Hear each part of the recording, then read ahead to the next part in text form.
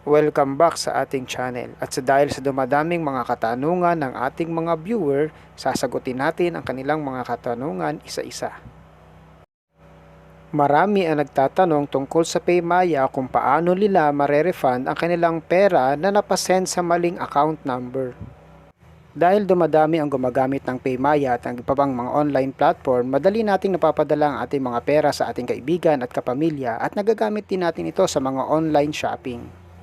Dahil nga sa bilis ng transaksyong ito, posible rin na magkamali tayo ng taong mapagpadalahan ng ating pera. Baka nga mapaisip pa tayo kung posible pa bang mabawi ang pera na naipadala natin sa maling account number. Kagaya na lang ng isang viewer natin na ina-send nila ang kanilang pera sa isang account number na hindi naman nakarehistro sa PayMaya. Kung mangyari sa atin ang ganitong sitwasyon, maaari nating tawagan ang mga hotline na ito kung Maya Personnel tayo o Maya Business ang gamit natin. At ang ikalawang paraan ay pwede nating irehistro ang account number na napagpadalahan natin at makikita natin na nandoon nakalagay yung pera na naipadala natin. Nangyari din ito sa akin kaya na-share ko sa inyo ang video ito at hanggang ngayon ginagamit ko ang PayMayang ito sa iba't ibang transaksyon. Pero paano naman kung nag-transfer ka ng pera sa GCash using PayMaya?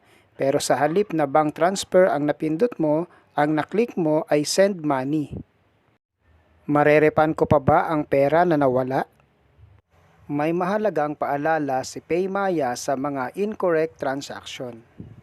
Ang sabi dyan, always ensure that the target account is valid and correct because is no reversal incorrect send money transactions.